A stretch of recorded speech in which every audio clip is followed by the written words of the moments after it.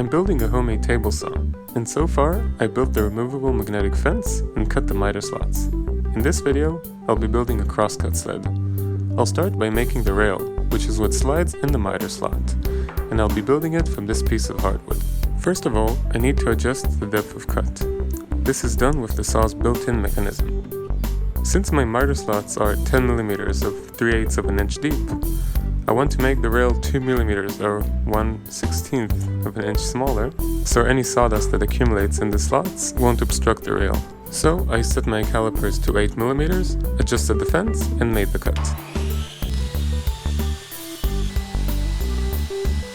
As for the rail's width, I wanted it to fit snugly in the miter slots, so I cut several passes until I was happy with the width. Next, I could start working on the sled itself.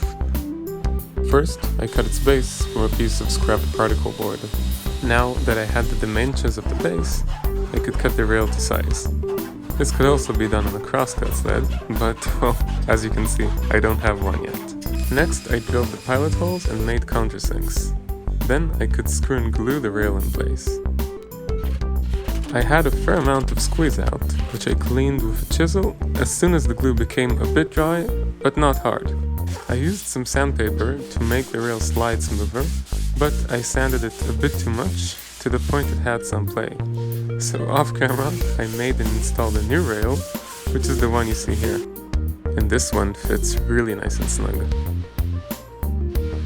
The next step was to make the fences for the sled. I cut them to size and made sure I'm comfortable with their height in respect to the base, since I need to be able to hold down small pieces securely while cutting. The wood I'm using here came from an old bed frame I found. It was painted black, and after planing off a thin layer, this was the result. Having the rail connected to the base, I could now cut it in half. This cut will be the reference I will use to square the fences. The process of attaching each of the two fences was pretty much the same. First, I clamped the fence in place and made sure it was perfectly square with the cut I just made.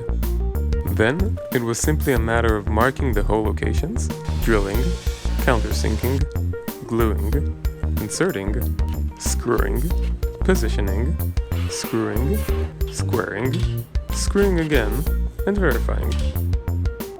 Attaching the other side of the base really doesn't have to be that accurate, but still it's worth making sure that the countersinks are on the right side instead of being on the bottom and getting filled with glue. Oops.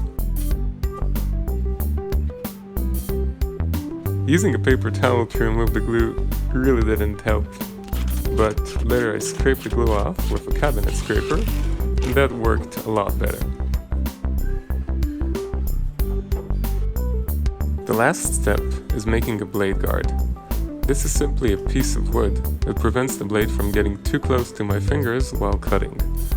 To make it, I simply glued together two scrap pieces of wood and glued them to the sled where the blade would come out. For obvious reasons, I didn't use any screws here.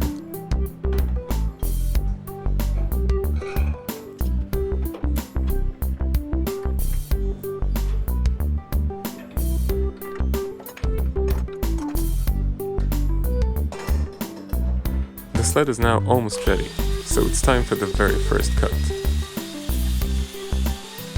In one of my previous videos, some of the viewers asked how long it took the saw to stop spinning. Well, the answer is exactly 11 seconds. And it's almost done. Now it's time to trim everything to the final size. I could do most of the cuts on the table saw, but because of my pretty shallow depth of cut, I had to finish some of the cuts with a handsaw.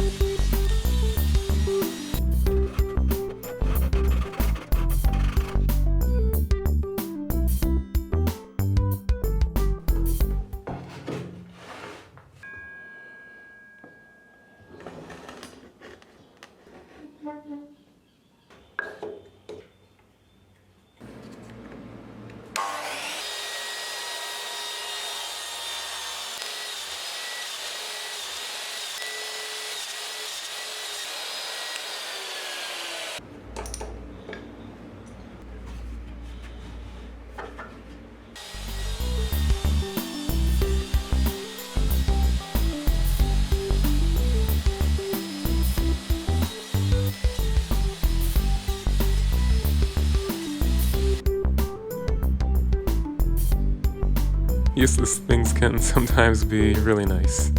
Anyway, till next time, thanks for watching. If you liked this video, please give it a thumbs up and check out the rest of the videos I made about building a homemade table saw.